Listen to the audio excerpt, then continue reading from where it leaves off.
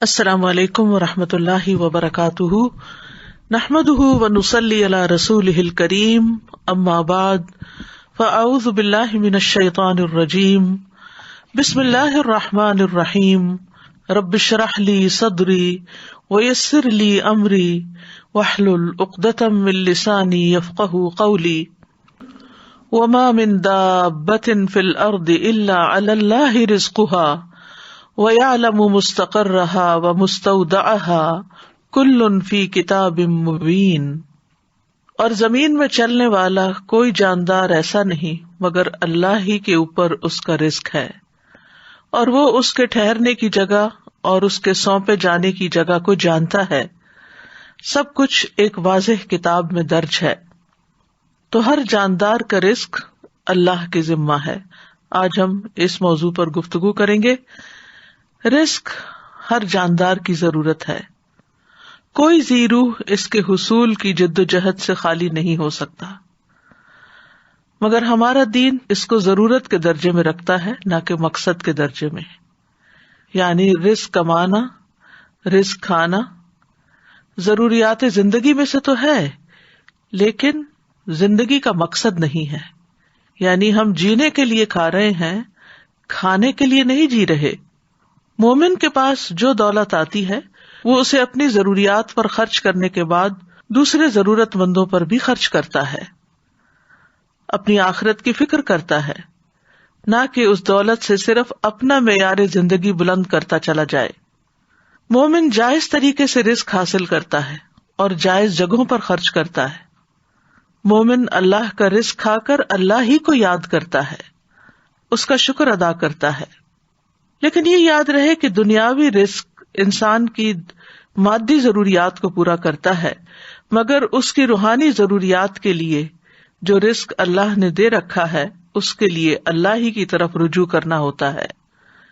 لہذا بندہ مومن اپنا سارا وقت صرف مال کمانے میں ہی نہیں لگا دیتا، بلکہ اللہ کی عبادت کے لیے بھی وقت نکالتا ہے، اس عبادت کے طریقوں کو سیکھنے کے لیے، علم حاصل کرنے کے لیے بھی وقت نکالتا ہے، اور یوں وہ رزق کے معاملے میں قناعت اختیار کرتا ہے، اور یہی ذریعہ ہے اطمینان پانے کا، کیونکہ اسے یقین ہوتا ہے کہ ہر جاندار کا رزق اللہ کے ذمہ ہے۔ وما من دابۃ، اور نہیں کوئی بھی جاندار۔ دابہ دبیب سے ہے، ہر اس جاندار کو کہتے ہیں جو سطح زمین پر چلتا اور رینگتا ہے۔ تو روئے زمین پہ چلنے والا ہر جاندار یعنی ذی روح، خواہ انسان ہو یا حیوان ہو، خشکی کا جانور ہو یا پانی کا جانور ہو، اس کی خوراک اور اس کا رزق اللہ تعالی کے ذمہ ہے۔ اس پلانٹ پر جتنے بھی جاندار ہیں ان سب کو وہی کھلاتا پلاتا ہے، ان کی ساری ضروریات وہی پوری کرتا ہے۔ یعنی اس نے اپنی تمام مخلوقات کی رزق کی ذمہ داری لے رکھی ہے۔ بولنے والی مخلوق، بے زبان مخلوق، یاد رکھنے والی، غافل، سوال کرنے والی، خاموش رہنے والی، اطاعت گزار، فرما بردار اور نافرمان اور اس کا انکار کرنے والے، وہ سب کو ہی رزق دیتا ہے۔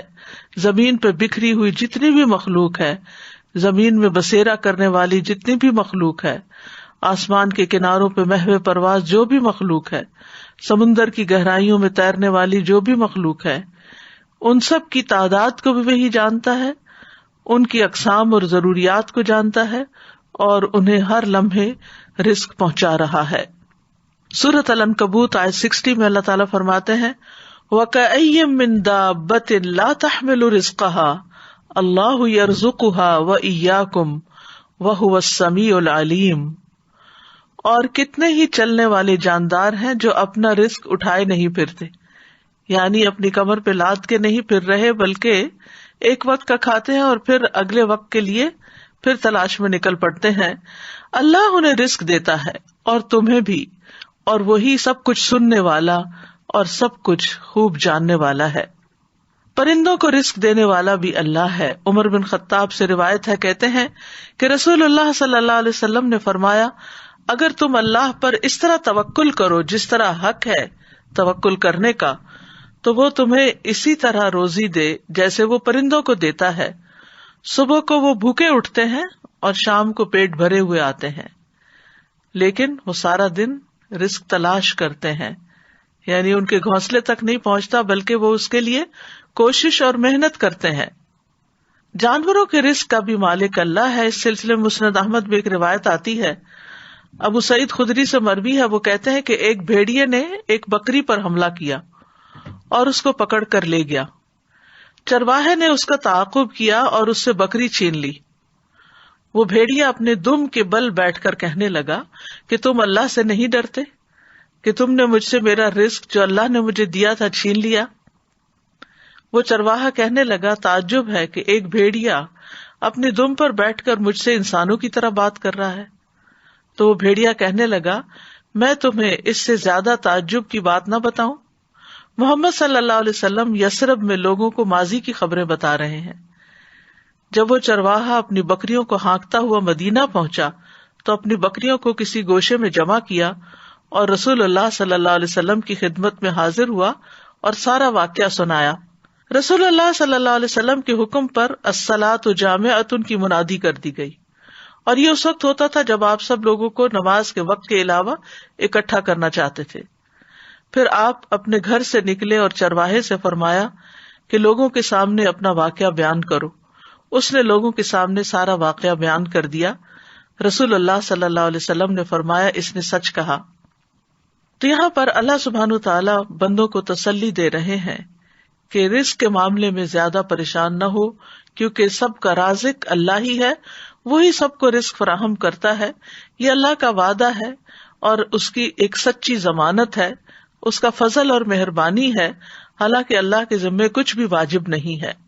لیکن اگر اللہ نے یہ وعدہ کر رکھا ہے تو پھر یہ ضرور پورا ہو کر رہے گا، کیونکہ اللہ وعدے کی خلاف ورزی نہیں کرتا۔ شیطان انسانوں سے فقر کا وعدہ کرتا ہے جبکہ اللہ فضل کا وعدہ کرتا ہے۔ سورۃ البقرہ میں آتا ہے، الشیطان یعدکم الفقر ویأمرکم بالفحشاء واللہ یعدکم مغفرۃ منہ وفضلا واللہ واسع علیم۔ شیطان تمہیں فقر کا ڈراوا دیتا ہے اور تمہیں شرمناک بخل کا حکم دیتا ہے، اور اللہ تمہیں اپنی طرف سے بڑی بخشش اور فضل کا وعدہ دیتا ہے، اور اللہ وسعت والا سب کچھ جاننے والا ہے۔ ابن عباس کہتے ہیں کہ دو چیزیں اللہ کی طرف سے ہیں، دو شیطان کی طرف سے ہیں۔ شیطان تم سے محتاجی کا وعدہ کرتا ہے اور کہتا ہے اپنا مال خرچ نہ کرو، اسے اپنے ہی پاس روک کر رکھو کیونکہ تمہیں آئندہ اس کی ضرورت ہوگی، اور وہ تمہیں بے حیائی کا حکم بھی دیتا ہے۔ اور اللہ تم سے وعدہ کرتا ہے کہ وہ ان نافرمانیوں پر تمہیں معاف کر دے گا اور رزق میں اضافہ کر دے گا۔ اور جہاں تک لفظ رزق کا تعلق ہے تو ابن منظور لسان العرب میں کہتے ہیں، رزق سے مراد ہر وہ چیز ہے جس کے ساتھ ہر زندہ مخلوق کی زندگی قائم ہوتی ہے، خواہ وہ چیز مانوی ہو یا مادی ہو، یعنی ہر زندہ مخلوق جس چیز پر انحصار کرتی ہے، جس پر اس کی زندگی کا دار و مدار ہوتا ہے، وہ اس کے لیے رزق ہے۔ لیکن یاد رکھیے کہ رزق صرف کھانا پینا ہی نہیں، صرف مال ہی نہیں، بلکہ ہر نعمت رزق ہے۔ یعنی بعض لوگ سمجھتے ہیں کہ شاید مال کا ملنا ہی رزق ہے، جبکہ ہر وہ نعمت جو اللہ نے آپ کو دی ہے وہ اللہ کا رزق ہے۔ اس میں مال بھی ہے، آل اولاد بھی ہے، اہل و عیال ہے، صحت، محبت، قبولیت، یہ ساری چیزیں رزق کہلاتی ہیں۔ یعنی یہ ساری انسان کی ضروریات ہیں اور اللہ سبحانہ تعالیٰ ان ضروریات کو پورا کرتا ہے۔ یعنی ہر عطا کردہ چیز جو ہے وہ اللہ کا رزق ہے۔ اور پھر رزق کی دو قسمیں ہیں، ایک عام رزق ہے، ایک خاص رزق ہے۔ عام رزق سے ہر نیک اور فاجر فائدہ اٹھاتا ہے، اس میں حیوان، انسان، جن سب شامل ہیں۔ یہ جسموں کا رزق ہے اور یہ رزق اللہ نے تقسیم کیا ہے، اور اللہ نے ان میں سے ہر ایک کو رزق دینے کا ذمہ لیا ہے۔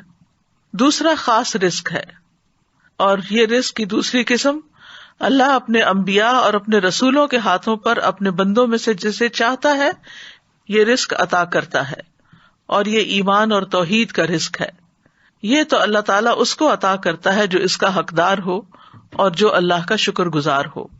لیکن بہرحال اللہ بہت فضل والا، بہت زیادہ احسان کرنے والا ہے، اور رزق اس کو دیتا ہے جو اس کے اسباب کو اختیار کرتا ہے۔ اور سب سے عظیم اور بہترین رزق جنت ہے، جو سب سے بہتر، سب سے مکمل، سب سے افضل، سب سے عزت والا رزق اور سب سے بلند اور سب سے زیادہ قائم رہنے والا وہ رزق جو اللہ اپنے بندوں کو دے گا، وہ جو کبھی نہ ختم ہوگا، اور یہ مومنوں کے ساتھ خاص ہے۔ وَمَن يُؤْمِن بِاللَّهِ وَيَعْمَلْ صَالِحًا يُدْخِلْهُ جَنَّاتٍ تَجْرِي مِن تَحْتِهَا الْأَنْهَارُ خَالِدِينَ فِيهَا أَبَدًا قَدْ أَحْسَنَ اللَّهُ لَهُ رِزْقًا، اور جو اللہ پر ایمان لائے اور نیک عمل کرے وہ اسے ایسے باغوں میں داخل کرے گا جن کے نیچے سے نہریں بہتی ہیں، ان میں ہمیشہ رہنے والے ہیں، ہمیشہ ہمیشہ، بلا شبہ اللہ نے اس کے لیے اچھا رزق بنایا ہے۔ تو فرمایا وما من دابۃ الا علی اللہ رزقها ویعلم مستقرها ومستودعها، اور وہ اس کا ٹھکانہ اور اس کے سونپے جانے کی جگہ کو بھی جانتا ہے۔ مستقر سے مراد وہ جگہ ہے جس کی طرف ہر کوئی چیز جگہ پکڑتی ہے اور رات اور دن بھی اسی میں ٹھہرتے ہیں، اور مستودع یہ وہ جگہ ہے جس میں کوئی چیز دفن کی جاتی ہے جب موت آتی ہے۔ تو گویا مستقر ہوا دنیا کا ٹھکانہ اور مستودع ہوا مرنے کے بعد کا ٹھکانہ یعنی قبر۔ اور لیکن ابن عباس کہتے ہیں کہ مستقر سے مراد یا تو جنت ہے یا جہنم، یعنی اللہ سبحانہ تعالیٰ کو پہلے سے ہی پتا ہے کہ کون لوگ جنت میں جائیں گے اور کون کون جہنم میں جائیں گے، کیونکہ قرآن مجید میں آتا ہے جنت کے بارے میں حسنت مستقرم و مقاما، کہ کتنی اچھی ٹھہرنے کی جگہ ہے۔ تو گویا اس طرح پھر اللہ تعالیٰ ہر جاندار کی موجودہ زندگی کے حالات بھی جانتا ہے اور موت کے بعد کے بھی حالات جانتا ہے۔ اللہ تعالیٰ وہ تمام جگہیں جانتا ہے جہاں انسان نے کچھ مدت کے لیے ٹھہرنا ہے، خواہ وہ باپ کی پشت ہو یا ماں کا رحم ہو یا زمین کا کوئی حصہ ہو جہاں اس نے زندگی گزارنی ہے۔ اور اللہ تعالیٰ وہ جگہ بھی جانتا ہے جن کے سپرد انسان مرنے کے بعد ہوتا ہے، خواہ وہ زمین میں کھودی ہوئی جگہ ہو یا کسی جانور کا پیٹ ہو یا جو بھی جگہ اللہ نے قیامت تک اس کے سپرد ہونے کے لیے لکھی ہے، وہ سب کچھ اس کے لیے قبر ہی ہے۔ تو خلاصہ یہی ہے کہ اللہ تعالیٰ ہمارے دنیا کے حالات کو بھی جانتا ہے اور موت کے بعد کے حالات کو بھی۔ اللہ کا علم کامل ہے، وہ بحر و بر کی ایک ایک چیز کا علم رکھنے والا ہے۔ سورۃ الانعام میں فرمایا وَعِندَهُ مَفَاتِحُ الْغَيْبِ لَا يَعْلَمُهَا إِلَّا هُوَ وَيَعْلَمُ مَا فِي الْبَرِّ وَالْبَحْرِ وَمَا تَسْقُطُ مِنْ وَرَقَةٍ إِلَّا يَعْلَمُهَا وَلَا حَبَّةٍ فِي ظُلُمَاتِ الْأَرْضِ وَلَا رَطْبٍ وَلَا يَابِسٍ إِلَّا فِي كِتَابٍ مُبِينٍ، اور اسی کے پاس غیب کی چابیاں ہیں، انہیں اس کے سوا کوئی نہیں جانتا، اور وہ جانتا ہے جو کچھ خشکی اور سمندر میں ہے، اور کوئی پتا نہیں گرتا مگر وہ اسے جانتا ہے، اور زمین کے اندھیروں میں کوئی دانہ نہیں، اور نہ کوئی تر چیز ہے نہ خشک مگر وہ ایک واضح کتاب میں ہے۔ کوئی چیز جو ذرے برابر بھی ہو اس کے علم سے باہر نہیں۔ سورۃ یونس میں آتا ہے وَمَا يَعْزُبُ عَن رَبِّكَ مِن مِّثْقَالِ ذَرَّةٍ فِي الْأَرْضِ وَلَا فِي السَّمَاءِ وَلَا أَصْغَرَ مِن ذَلِكَ وَلَا أَكْبَرَ إِلَّا فِي كِتَابٍ مُّبِينٍ، اور تیرے رب سے کوئی ذرہ برابر چیز بھی نہ زمین میں غائب ہو سکتی ہے اور نہ آسمان میں، اور نہ اس سے کوئی چھوٹی چیز یعنی ذرے سے چھوٹی چیز، اور نہ کوئی بڑی چیز مگر ایک واضح کتاب میں موجود ہے۔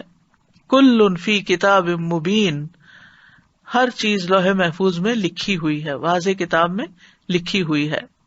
اور جو کچھ بھی ہوتا ہے، جو بھی حادثے زمین یا آسمان میں ہوتے ہیں، ان سب کا علم اللہ کے پاس ہے، اور وہ علم لکھا ہوا بھی ہے، یعنی اس نے ہر چیز کی تقدیر لکھ دی ہے، ہر چیز پر اس کی مشیت نافذ ہے، اور ہر ایک کے لیے اس کا رزق وسیع ہے۔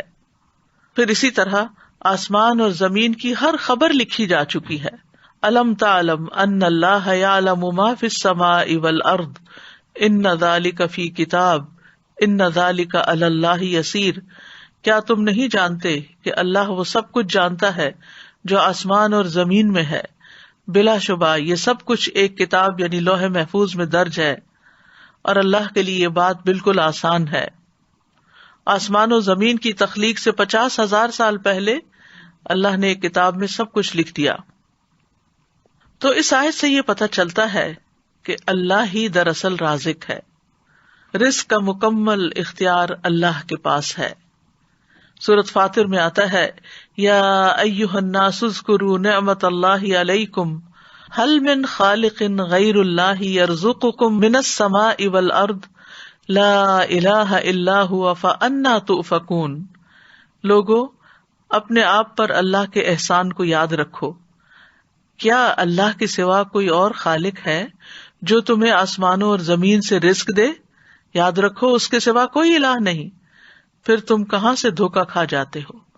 تو الہ ہی میں یہ بات بھی شامل ہے کہ وہ ڈیٹی ہے، سب کا رازق ہے، سب مخلوقات کو پال رہا ہے، اور اگر رازق وہ ہے تو پھر عبادت بھی اسی کی ہونی چاہیے. وہ رزق کو بڑھاتا بھی ہے اور گھٹاتا بھی ہے، یہ بھی یاد رکھیے. یعنی انسان کا رزق ہمیشہ ایک جیسا نہیں رہتا. اگر آج کسی کے پاس کم ہے تو کل زیادہ بھی ہو سکتا ہے، اور اگر آج کسی کے پاس زیادہ ہے تو کل کم بھی ہو سکتا ہے. اللہ یبسط الرزق لمن یشاء ویقدر وفرحوا بالحیاۃ الدنیا وما الحیاۃ الدنیا فی الآخرۃ الا متاع. اللہ رزق فراخ کرتا ہے جس کے لیے وہ چاہتا ہے اور تنگ کر دیتا ہے، اور وہ دنیا کی زندگی پر خوش ہو گئے، حالانکہ دنیا کی زندگی آخرت کے مقابلے میں تھوڑے سامان کے سوا کچھ بھی نہیں ہے. پھر اسی طرح سورۃ الروم میں اللہ تعالیٰ فرماتے ہیں اولم یروا ان اللہ یبسط الرزق لمن یشاء ویقدر ان فی ذلک لآیات لقوم یؤمنون. اور کیا انہوں نے نہیں دیکھا کہ اللہ رزق فراخ کر دیتا ہے جس کے لیے وہ چاہتا ہے اور تنگ کر دیتا ہے، بے شک اس میں ان لوگوں کے لیے یقیناً بہت سی نشانیاں ہیں جو ایمان رکھتے ہیں. آسمان و زمین کی کنجیاں اسی کے پاس ہیں، اکثر لوگ اس کے اس اختیار سے لا علم ہیں. سورۃ سبا میں فرمایا قل ان ربی یبسط الرزق لمن یشاء ویقدر ولکن اکثر الناس لا یعلمون. کہہ دیجئے بے شک میرا رب رزق فراخ کرتا ہے جس کے لیے چاہتا ہے اور تنگ کر دیتا ہے، لیکن اکثر لوگ علم نہیں رکھتے. وہ صرف حالات کو، اسباب کو اور ظاہری چیزوں کو دیکھتے رہتے ہیں کہ اس وجہ سے، اس ریزن سے اور اس ریزن سے یہ کم ہو گیا ہے، لیکن یہ سب کچھ اللہ کے حساب میں پہلے سے ہی ہے. جب ایک بچہ پیدا ہوتا ہے تو پیدا ہونے سے پہلے جب وہ ماں کے پیٹ میں ہوتا ہے تو فرشتہ آتا ہے اور اس کا رزق لکھتا ہے، اور یہ اللہ کی طرف سے تقدیر لے کر آتا ہے کہ کس کو کتنا رزق ملے گا، اور یہ سب اللہ کا اندازہ ہے کہ کس کو کیا ملنا چاہیے. اللہ کے سوا کوئی اور انسان کے رزق کا مالک نہیں.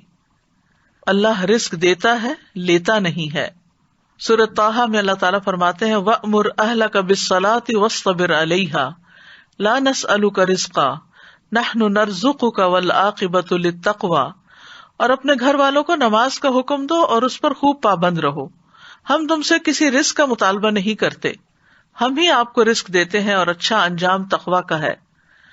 لیکن آپ دیکھیے کہ اس کے برعکس ہم اپنے گھر والوں کو کس چیز کا یا بچوں کو کس چیز کا حکم دیتے رہتے ہیں. وہ نماز پڑھیں یا نہ پڑھیں، نماز کی پابندی کریں یا نہ کریں، اس کا اتنا غم نہیں ہوتا جتنا اس بات کا غم کہ یہ کیا کما رہے ہیں، یہ کہاں سے کھائیں گے، یہ کیسے جئیں گے. ضرور اس کی بھی فکر ہونی چاہیے. یہ نہیں کہا گیا کہ اسباب اختیار نہ کرو، اسباب اختیار کرنے چاہیے، لیکن اللہ سبحانہ وتعالیٰ فرماتے ہیں کہ ہم آپ سے رزق نہیں مانگتے، رزق تو اللہ کے ہاتھ میں ہے. ان اللہ هو الرزاق ذو القوۃ المتین. اور اگر وہ اپنا رزق روک لے تو کوئی دے نہیں سکتا. امن ھذا الذی یرزقکم ان امسک رزقہ بل لجوا فی عتو ونفور. یا وہ کون ہے جو تمہیں رزق دے اگر وہ اپنا رزق روک لے، بلکہ وہ سرکشی اور بدکنے پر اڑے ہوئے ہیں. تو جب انسان کو یہ یقین ہو جاتا ہے کہ رازق اللہ ہے تو پھر انسان رزق کی تنگی میں اسی کی طرف رجوع کرتا ہے. ورنہ وہ انسانوں کو یہ سمجھتا ہے کہ یہ میرے رازق ہیں تو پھر وہ ان کی چاکری پہ لگ جاتا ہے اور ان کی خوشامد پہ لگ جاتا ہے کہ شاید یہی جاب دیں گے تو جاب ہوگی، یا یہ تعاون کریں گے تو ہی رزق ملے گا، جبکہ رزق جو ہے وہ اللہ کے ذمہ ہے.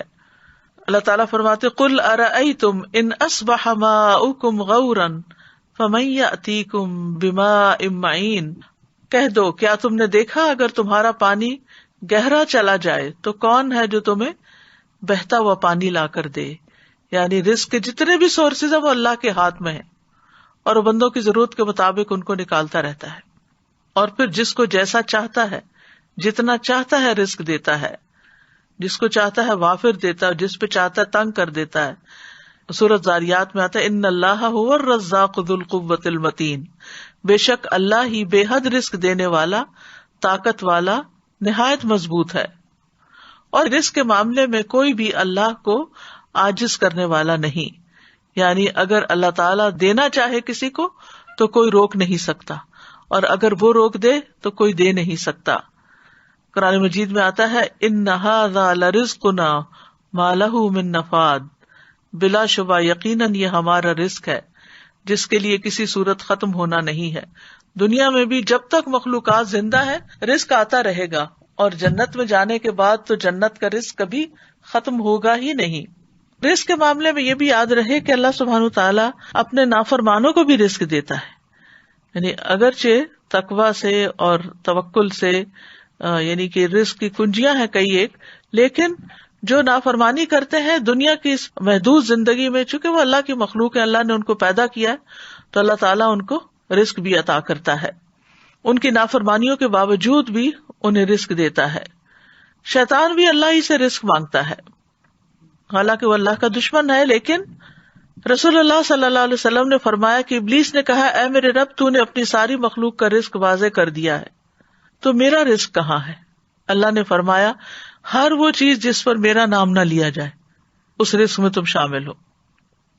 پھر اسی طرح آسمان والوں کو بھی وہی رزق دیتا ہے اور زمین والوں کو بھی وہی رزق دیتا ہے۔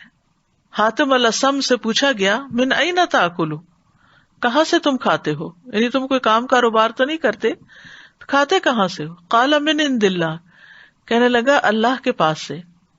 ان کو کہا گیا کیا اللہ تعالیٰ آسمان سے تمہارے لیے دینار و درہم نازل فرمائیں گے؟ انہوں نے کہا کیا اللہ صرف آسمان ہی میں ہے؟ یہ زمین بھی اسی کی ہے اور یہ آسمان بھی اسی کا ہے، اگر وہ میرا رزق آسمان سے نہ دے گا تو زمین سے چلا کر میرے پاس لے آئے گا۔ ہم کہتے ہیں نا تمہارا آسمان سے اترے گا، بات یہ ہے کہ وہ زمین سے بھی لے آئے گا۔ پھر انہوں نے یہ شعر پڑھے وَكَيْفَ أَخَافُ الْفَقْرَ وَاللَّهُ رَازِقِي، میں فقر سے کیوں ڈروں جبکہ اللہ میرا رازق ہے۔ وَرَازِقُ هَذَا الْخَلْقِ فِي الْعُسْرِ وَالْيُسْرِ، تنگی اور آسانی میں اس مخلوق کا رازق وہی ہے۔ تکفل بالارزاق للخلق کلہم، اس نے ساری مخلوقات کے رزق کا ذمہ لے رکھا ہے۔ وما من دابۃ الا علی اللہ رزقها وللضب فی البیداء والحوت فی البحر، گوہ کو صحرا میں رزق دیتا ہے اور مچھلی کو سمندر میں رزق دیتا ہے۔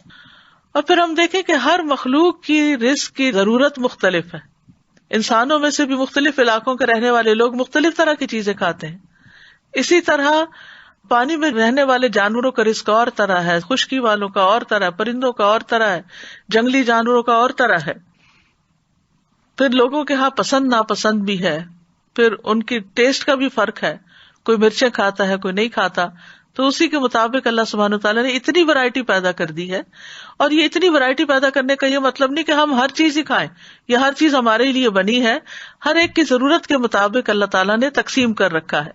کچھ لوگ کچھ چیزوں کو بالکل بھی نہیں کھا سکتے، ہم کہتے ہیں الرجی ہے، ٹھیک ہے الرجی ہوتی ہے، لیکن اصل میں تو پیچھے اللہ ہی کا اذن ہوتا ہے کہ وہ جس کو چاہے دے اور جس سے چاہے روک دے، جس کو چاہے وہ چیز کھانے دے اور جس سے چاہے وہ نہ کھانے دے۔ اور پھر اللہ وہاں سے رزق دیتا ہے جہاں سے بندہ گمان بھی نہیں کر سکتا۔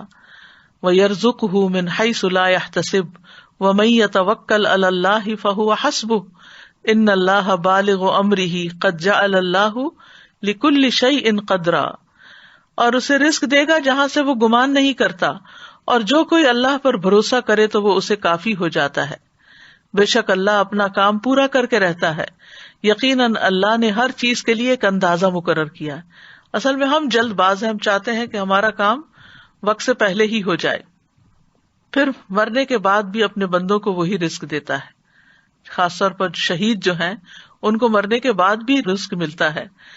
نبی صلی اللہ علیہ وسلم نے فرمایا جب تمہارے بھائی احد میں شہید کر دیے گئے تھے تو اللہ نے ان کی روحوں کو سبز رنگ کے پرندوں کے پیٹوں میں کر دیا جو جنت کی نہروں پہ آتے ہیں، وہاں کے پھل کھاتے ہیں، پھر سونے کی کندیلوں میں لوٹ جاتے ہیں جو عرش کے سائے میں لٹک رہی۔ یعنی ان کی روحوں کو اتنے اعلیٰ مقام پہ اللہ نے رکھا ہے. جب انہوں نے وہاں کے کھانے پینے اور آرام اور راحت کے مزے دیکھے تو کہا کون ہے جو ہمارا یہ پیغام ہمارے بھائیوں تک پہنچا دے کہ ہم جنت میں زندہ ہیں, ہمیں رزق دیا جاتا ہے تاکہ وہ جہاد سے بے رغبت نہ ہو جائیں اور لڑائی میں بزدلی نہ دکھائیں. اللہ سبحانہ تعالیٰ نے فرمایا میں تمہارا یہ پیغام ان تک پہنچا دوں گا. چنانچہ اللہ نے یہ آیت نازل کی وَلَا تَحْسَبَنَّ الَّذِينَ قُتِلُوا فِي سَبِيلِ اللَّهِ أَمْوَاتًا بَلْ أَحْيَاءٌ عِندَ رَبِّهِمْ يُرْزَقُونَ. وہ لوگ جو اللہ کی راہ میں قتل ہوئے ان کے بارے میں یہ ہرگز خیال نہ کیجیے کہ وہ مردہ ہیں, بلکہ وہ زندہ ہیں, اپنے رب کے پاس رزق دیے جاتے ہیں. اور پھر ایک اور جگہ پر بھی اللہ تعالیٰ نے ایسے لوگوں کے لیے رزقاً حسنا کی خوشخبری دی. والذین ہاجروا فی سبیل اللہ ثم قتلوا او ماتوا لیرزقنہم اللہ رزقا حسنا وان اللہ لہو خیر الرازقین. اور جن لوگوں نے اللہ کے راستے میں وطن چھوڑا پھر قتل کر دیے گئے یا مر گئے, یقیناً اللہ انہیں ضرور رزق دے گا, اچھا رزق, رزقاً حسنا, اور بے شک اللہ یقیناً سب رزق دینے والوں میں سے بہترین ہے. رزق کے کم یا زیادہ ہونے میں اللہ کی حکمتیں ہوتی ہیں. یاد رکھیے وافر رزق کا ملنا اللہ کی رضامندی کی علامت نہیں. جب کسی کے پاس بہت آ جاتا ہے تو عموماً وہ اس خوش فہمی کا شکار ہو جاتا ہے کہ اللہ مجھ سے بہت راضی ہے. کبھی اللہ تعالیٰ گمراہ اور جاہل لوگوں کے رزق میں بہت اضافہ کر دیتا ہے, ان پر دنیا وسیع کر دیتا ہے, اور کبھی اہل ایمان پر رزق تنگ کر دیتا ہے. تو یہ نہیں سمجھا جانا چاہیے کہ جو کچھ ہمیں ملا ہے یہ زیادہ ملا ہے, یہ اللہ کی محبت یا چنے ہوئے ہونے کی دلیل ہے. اللہ دنیا اس کو بھی دیتا ہے جس سے وہ محبت کرتا ہے, اور اس کو بھی دیتا ہے جس سے وہ محبت نہیں کرتا, مگر ایمان صرف اس کو عطا کرتا ہے جس سے وہ محبت کرتا ہے. رزق کا گھٹنا بڑھنا جو ہے یہ اللہ کی طرف سے ایک امتحان ہے. جیسے اور بہت سی چیزوں میں امتحان ہے تو رزق کے معاملے میں بھی ایک امتحان ہے. فَأَمَّا الْإِنسَانُ إِذَا مَا ابْتَلَاهُ رَبُّهُ فَأَكْرَمَهُ وَنَعَّمَهُ فَيَقُولُ رَبِّي أَكْرَمَنِ وَأَمَّا إِذَا مَا ابْتَلَاهُ فَقَدَرَ عَلَيْهِ رِزْقَهُ فَيَقُولُ رَبِّي أَهَانَنِ. بس لیکن انسان جب اس کا رب اسے آزمائے پھر اسے عزت بخشے اور اسے نعمت دے تو کہتا ہے میرے رب نے مجھے عزت بخشی, لیکن جب وہ اسے آزمائے پھر اس پر اس کا رزق تنگ کر دے تو کہتا ہے میرے رب نے مجھے ذلیل کر دیا. تو اللہ سبحانہ تعالیٰ کے اس فرمان سے بالکل واضح ہو رہا ہے کہ یہ رزق کا دیا جانا اور رزق کا لیا جانا دونوں ہی امتحان ہے. پھر یہ ہے کہ کبھی رزق کی کمی خیر کا باعث بھی ہوتی ہے اور کبھی وافر رزق خیر کا باعث ہوتا ہے, کیونکہ رزق کا وافر ہونا بہرحال آزمائش تو ہے, لیکن نیک انسان کے لیے اچھا مال خوش قسمتی کی علامت ہے, کیونکہ وہ اسے اچھے کاموں میں صرف کرتا ہے اور اس سے اس کے درجات اور بلند ہوتے ہیں. مومن ایسا نہیں ہوتا کہ جب اس کو زیادہ مال ملے تو وہ صرف اپنا معیار زندگی بڑھانے کی فکر کرے, بلکہ وہ ضرورت کے بعد دوسروں کا خیال رکھتا ہے. بعض اوقات رزق کا وافر ہونا سرکشی کا باعث بھی بن جاتا ہے, اس لیے اللہ سبحانہ تعالیٰ ایک حد کے اندر ہی سب کو رزق دیتا ہے. وَلَوْ بَسَطَ اللَّهُ الرِّزْقَ لِعِبَادِهِ لَبَغَوْا فِي الْأَرْضِ وَلَكِنْ يُنَزِّلُ بِقَدَرٍ مَا يَشَاءُ إِنَّهُ بِعِبَادِهِ خَبِيرٌ بَصِيرٌ. اور اگر اللہ اپنے بندوں کے لیے رزق فراخ کر دیتا تو یقیناً وہ زمین میں سرکش ہو جاتے, لیکن وہ ایک اندازے کے ساتھ اتارتا ہے جتنا وہ چاہتا ہے, یقیناً وہ اپنے بندوں سے خوب باخبر, خوب دیکھنے والا ہے. تو فرما برداروں کے لیے وافر رزق جو ہے وہ بہترین چیز ہے. سلیمان علیہ السلام کو اللہ سبحانہ تعالیٰ نے ایسی حکومت عطا کی تھی کہ جو کسی کو عطا نہیں ہوئی. اللہ نے ان کے لیے ہواؤں کو تابع کر دیا, جہاں ان کو جانا ہوتا وہ ان کے حکم پر نرمی کے ساتھ چلتی. شیاطین ان کے لیے مسخر کر دیے جو سب معمار اور غوطہ زن تھے, اور کچھ دوسرے زنجیروں میں جکڑے ہوئے تھے. تو اللہ تعالیٰ فرماتے ہیں ھذا عطاؤنا, یہ ہماری عطا ہے. فمنن او امسک بغیر حساب, اب کسی پہ احسان کرو یا اپنے پاس رکھو, کوئی حساب بھی نہیں. پھر اسی طرح ایوب علیہ السلام جب وہ بیماری سے صحت یاب ہوئے اور غسل فرما رہے تھے کہ سونے کی ٹڈیاں آپ پر گرنے لگی. ایوب علیہ السلام انہیں اپنے کپڑے میں سمیٹنے لگے. اتنے میں ان کے رب نے انہیں پکارا, اے ایوب کیا میں نے تمہیں اس چیز سے بے نیاز نہیں کر دیا جسے تم دیکھ رہے ہو, یعنی تمہارے اندر تو اس چیز کی خواہش نہیں ہے. ایوب علیہ السلام نے جواب دیا, جی ہاں, تیری بزرگی کی قسم، لیکن تیری برکت سے میرے لیے بے نیازی کیسے ممکن ہے؟ یعنی میں یہ برکت کے طور پر ان کو اکٹھا کر رہا ہوں، مال کی لالچ میں نہیں، کیونکہ وہ تو اللہ تعالیٰ نے گواہی دی کہ اللہ نے ان کو اس سے بے نیاز کر دیا تھا. اتنا عرصہ جب ان کی ہر چیز تباہ ہو گئی تو انہوں نے ایک دفعہ بھی شکوہ نہیں کیا. تو اللہ سبحانہ وتعالیٰ کبھی بندوں کو دے کے آزماتا ہے اور کبھی ان سے لے کے آزماتا ہے، اور آزمائش کے اعتبار سے سب سے زیادہ سخت انبیاء ہوتے ہیں، پھر علماء ہوتے ہیں، پھر عام نیک لوگ ہوتے ہیں. خود نبی صلی اللہ علیہ وسلم کا اکثر وقت فاقوں میں گزرتا تھا. نعمان رضی اللہ عنہ خطبہ دے رہے تھے اور کہنے لگے کہ عمر رضی اللہ عنہ نے اس دنیا کا ذکر کیا جو لوگوں نے حاصل کر لی. پھر فرمایا میں نے رسول اللہ صلی اللہ علیہ وسلم کو دیکھا کہ آپ سارا دن بھوک کی وجہ سے بے قرار رہتے تھے، آپ خراب کھجور تک نہ پاتے تھے جس سے اپنا پیٹ بھر لیں. عائشہ رضی اللہ تعالیٰ عنہ فرماتی ہے کہ محمد صلی اللہ علیہ وسلم کے گھرانے نے اگر دن میں کبھی 2 مرتبہ کھانا کھایا تو اس میں ضرور ایک وقت صرف کھجوریں ہوتی تھی، یعنی ان کوکڈ کھانا. اسی طرح صحابہ کرام جو تھے ان میں سے بھی بہت سے فاقے کے ساتھ ہوتے تھے. اصحاب صفہ اکثر فاقے سے رہا کرتے تھے، حتیٰ کہ بھوک سے نڈھال ہو کر بے ہوش ہو کر گر جاتے تھے تو بدوی کہتے تھے کہ یہ پاگل لوگ ہیں. رزق کے حوالے سے چند اور باتیں بھی یاد رکھنے کی ہیں. نمبر 1 یہ کہ ہر انسان کا رزق مقرر ہو چکا ہے. نبی صلی اللہ علیہ وسلم نے فرمایا ابن آدم سے 4 چیزوں کے معاملے میں فارغ ہوا جا چکا ہے، اس کی تخلیق، اس کے اخلاق، اس کے رزق اور اس کی موت سے. پھر ماں کے پیٹ میں ہی بچے کا رزق لکھ دیا جاتا ہے. رزق سے بھاگنے والا بھی رزق پا کر ہی رہے گا. رزق کی تلاش میں نکلنا چاہیے، منع نہیں ہے. اللہ کے ذمہ رزق ہونے کا مطلب یہ نہیں کہ انسان کمائی نہ کرے یا تلاش نہ کرے. اس کا مطلب ہے کہ رزق کے تمام خزانے اللہ کے ہاتھ میں ہیں، لیکن انسان کو محنت کرنا ہوگی، اسباب اختیار کرنا ہوں گے، اور رزق کی تلاش کا بھی حکم دیا گیا ہے. فابتغوا عند اللہ الرزق واعبدوہ.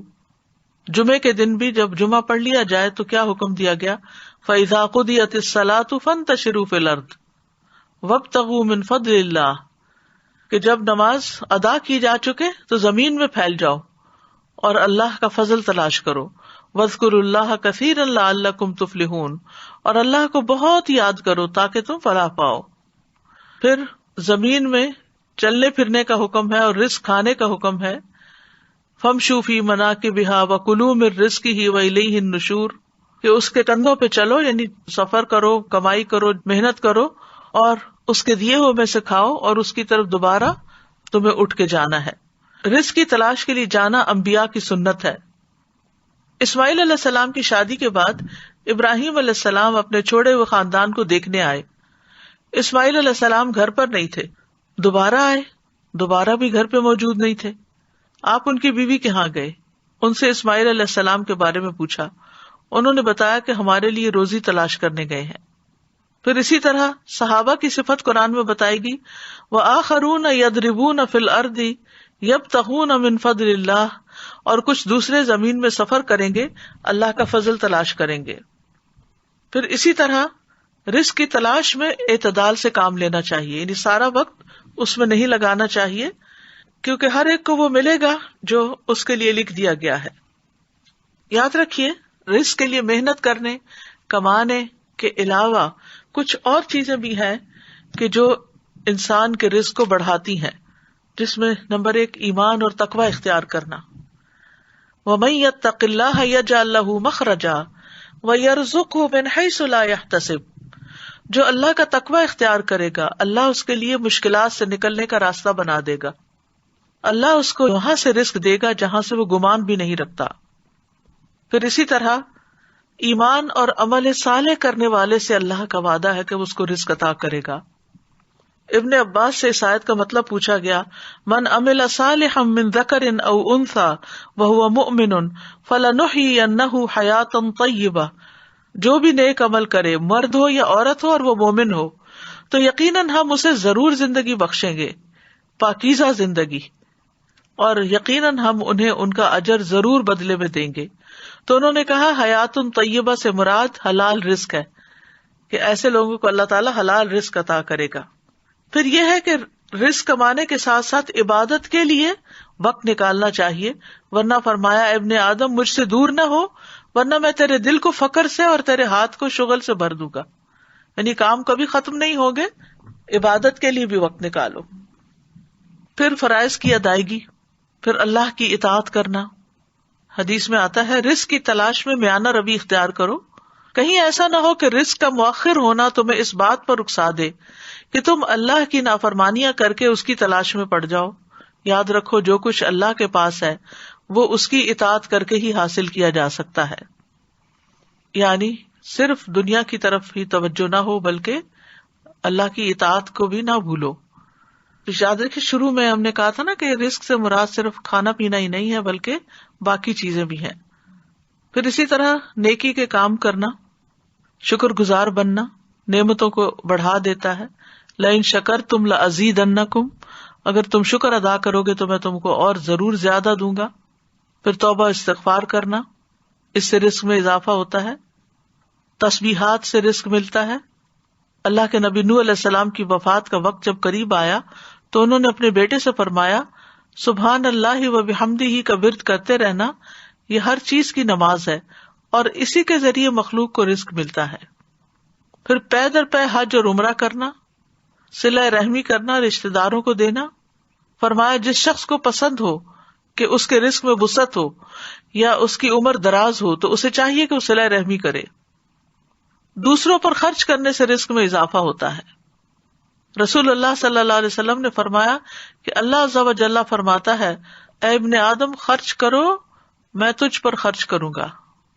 پھر اسی طرح کمزور لوگوں کا خیال رکھنے کی بدولت رزق ملتا ہے. آپ صلی اللہ علیہ وسلم نے فرمایا میرے لیے ضعیف اور کمزور لوگوں کو تلاش کرو کیونکہ تم لوگ اپنے کمزور لوگوں کے ذریعے ہی رزق دیے جاتے اور مدد کیے جاتے ہو. پھر اسی طرح طالب علموں پر خرچ کرنا. انس بن مالک کہتے ہیں کہ نبی صلی اللہ علیہ وسلم کے زمانے میں 2 بھائی تھے جن میں سے ایک تو نبی صلی اللہ علیہ وسلم کی خدمت میں آیا کرتا تھا اور دوسرا بھائی کمائی کرنے جاتا. چنانچہ کمانے والے نے دوسرے بھائی کے بارے میں آپ صلی اللہ علیہ وسلم سے شکایت کی. آپ نے فرمایا کہ شاید تم اسی کی وجہ سے رزق دیے جاتے ہو، یعنی تمہیں جو مل رہا ہے اس لیے مل رہا ہے کہ تم آگے اس پر اپنے بھائی پر خرچ کرتے ہو. اسی طرح رزق بڑھانے کے اسباب میں سے صبح صبح کام کرنا، پھر خرید و فروخت میں سچ بولنا. 3 لوگوں کا رزق اللہ کے ذمہ ہے، یعنی کہ اللہ تعالی ضامن ہے اگر وہ زندہ ہے تو ان کو رزق دے اور ان کو کافی دے دے اور مر جائے تو جنت میں داخل کرے.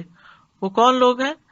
وہ شخص جس نے اپنے گھر میں داخل ہو کر سلام کیا، جس نے اپنے گھر داخل ہو کر سلام کیا تو اللہ اس کا ضامن ہے. اور وہ شخص جو مسجد کی طرف نکلا اللہ اس کا بھی ضامن ہے. اور وہ شخص جو جہاد میں گیا اللہ اس کا بھی ضامن ہے. اسی طرح 4 چیزیں رزق لاتی ہیں: رات کا قیام، سحری کے وقت کثرت سے استغفار کرنا، صدقہ کرتے رہنا، دن کے پہلے اور آخری حصے میں اللہ کا ذکر کرنا. پھر اسی طرح کچھ چیزیں رزق سے محروم بھی کر دیتی ہیں: تقوی چھوڑ دینا، نافرمانیاں کرنا. حسن بصری کہتے ہیں اللہ کی قسم باطل میں تمہارے لیے رزق ہے لیکن تم اپنی غلطیوں اور اعمال کی وجہ سے اس سے محروم کر دیے جاتے ہو. پھر یہ کہ ناشکری رزق کی بربادی کا سبب بنتی ہے. مثلا ناشکری کیا ہے؟ آپ کھانا دیکھیں کیا پکا ہوا ہے، جیسے عام طور پر بچے کرتے ہیں، تو یہ ناشکری ہے. ان کو بھی سمجھانا چاہیے کہ یہ شکر گزاری کے خلاف ہے. پھر اسی طرح گن گن کے نہ رکھا جائے. حضرت اسماء بنت ابی بکر کہتی ہیں کہ رسول اللہ صلی اللہ علیہ وسلم ایک مرتبہ میرے پاس سے گزرے، اس وقت میں کچھ گن رہی تھی اور اسے ناپ رہی تھی. فرمایا اے اسماء گن گن کے نہ رکھو ورنہ اللہ بھی تمہیں گن گن کر دے گا. کہتی ہے کہ رسول اللہ صلی اللہ علیہ وسلم کے اس ارشاد کے بعد میں نے اپنے پاس سے کچھ جانے والے یا آنے والے کو شمار نہیں کیا. نہیں کچھ میرے پاس آیا، کتنا مال آیا کتنا گیا اس کو میں نے کبھی گنا نہیں، آنے والے روپے پیسے کو مراد ہے. اور جب بھی میرے پاس اللہ کا کوئی رزق ختم ہوا اللہ عز و جل نے مجھے اس کا بہتر بدل عطا کر دیا. جو خرچ نہ کرے اس کا مال تلف ہوتا ہے. 2 فرشتے صبح صبح دعا کرتے ہیں کہ اللہ خرچ کرنے والے کو اس کا بدلہ عطا کر اور روک رکھنے والے کا مال تلف کر دے. پھر اسی طرح قطع رحمی کرنا، یعنی رشتہ داروں سے میل جول نہ رکھنا، صرف دنیا کا ہم و غم لگانا. جو اپنی فکر آخرت کو بنا لیتا ہے اللہ تعالیٰ اس کے تمام امور جمع کر دیتا ہے اور اس کے دل کو بے نیاز کر دیتا ہے. لوگوں سے مانگنا، عبد الرحمن بن عوف کہتے ہیں رسول اللہ صلی اللہ علیہ وسلم نے فرمایا جو شخص ایک مرتبہ مانگے گا اور مانگنے کا دروازہ کھول لے گا تو اللہ تعالیٰ اس پر تنگ دستی کا دروازہ کھول دیں گے. جو ایک مرتبہ مانگنے کا دروازہ کھول لیتا ہے اللہ اس پر تنگ دستی کا دروازہ کھول دیتے ہیں. اسی طرح جسے شدید ضرورت پڑ گئی اور اس نے لوگوں پہ پیش کر دیا تو اس کی وہ حاجت دور نہ ہوگی، اور جس نے اللہ پہ پیش کیا اللہ تعالیٰ ان قریب اس کو بے پرواہ کر دے گا. اس لیے ہر رزق کی تنگی میں اللہ ہی کی طرف رجوع کرنا چاہیے اور دعائیں بھی اس سے مانگنی چاہیے کہ اللہ ہمیں رزق دے اور تو ہی بہترین رزق دینے والا ہے. وارزقنا وانت خیر الرازقین. اسی طرح جب اللہ سے بندہ رزق مانگتا ہے تو اللہ ضرور عطا کرتا ہے.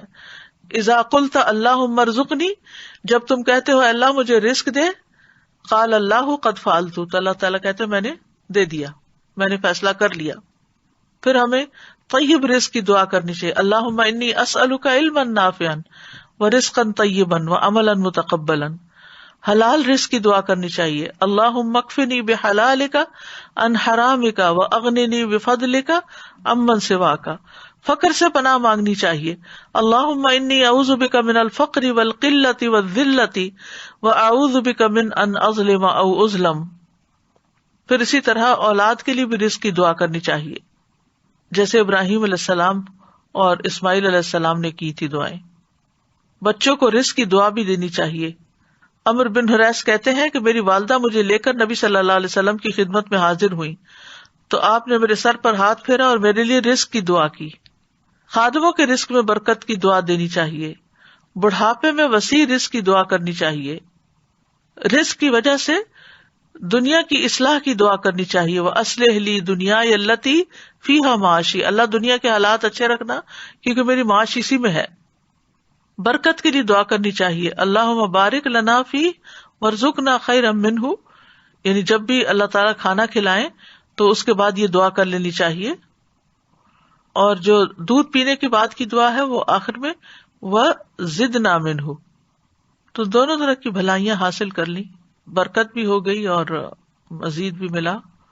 پھر پھلوں میں برکت کی دعا پڑھنی چاہیے. مد اور سا میں برکت کی دعا کرنی چاہیے. ایک کتاب ہے لدھا نے جو چھاپی ہے کھانے پینے کے آداب، اس میں یہ دعائیں، یہ آداب اور بہت ساری چیزیں آپ کو مل جائیں گی جو آج میں نے یہاں پر کوٹ کی ہے.